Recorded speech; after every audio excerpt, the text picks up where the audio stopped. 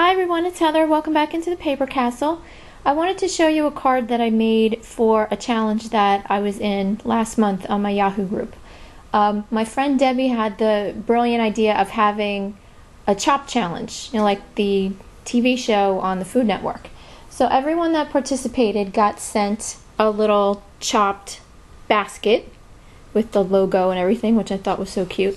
And we had to use everything inside the basket. We didn't have to use the actual basket, but one of the girls did alter hers. So I ended up taking everything and completely changing the look of all of it.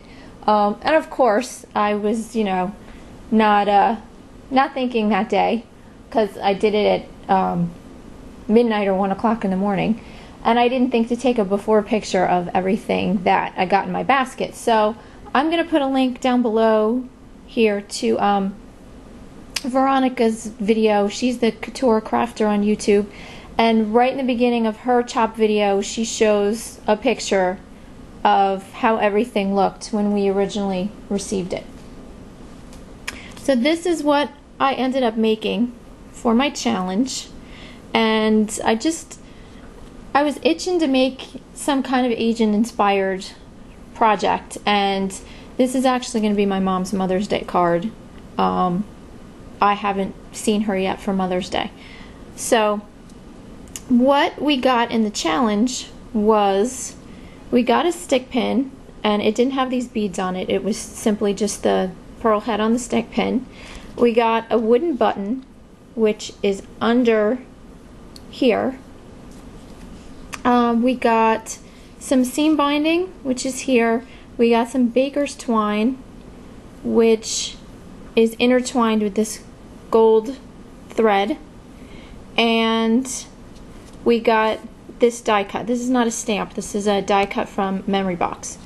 So I just got some black cardstock and cut it down, and then layered some gold. And then on my red piece, I put part of it through one of my Cuttlebug embossing folders. Then I cut a couple more mats from my Spellbinders of Nestability dies. And then this die cut was originally like a light green with white polka dots. And that was the only thing I was a little nervous about changing, because I knew if I screwed it up that I didn't have any extra. But it ended up turning out really nice. I put Versamark all over it and then embossed it a couple of times with King Midas gold embossing powder from Lindy's Stamp Gang, and it turned out it's really beautiful gold color.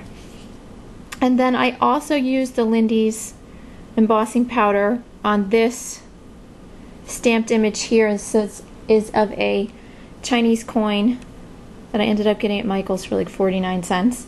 Just embossed that on some red paper, cut it out, and mounted it on the button that we were supposed to use. I had a couple beads in my stash. These were the original colors of them, and just glossy accented them to the stick pin and added that. And then the seam binding was actually a light green color, and the twine was actually light blue and white. And I dyed the seam binding with black soot distress stain, and as you can see, it's not truly black. It has a kind of a really soft greenish tinge to it, but you really can't tell. It actually looks more gold when you dye it black, which ended up working out really well for this project. And then fortunately, when I dyed the twine, it came out red and black, which also went with my project. And I dyed that with some Adirondack color wash in red pepper. So I was really happy with that, how that came out. And I wanted to brighten up this twine a little bit so that everyone can see it. So I just twisted it with some of this gold needlepoint thread that I got at a garage sale, and then just glued it onto the card. So that is it. That was my chop challenge. I had a lot of fun doing it. I love to be challenged like that. It takes me forever to come up with an idea, but I finally did.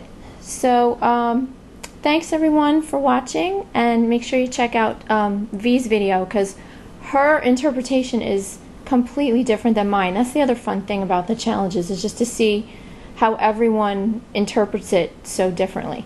But thanks for watching everyone, and I'll talk to you soon. Bye.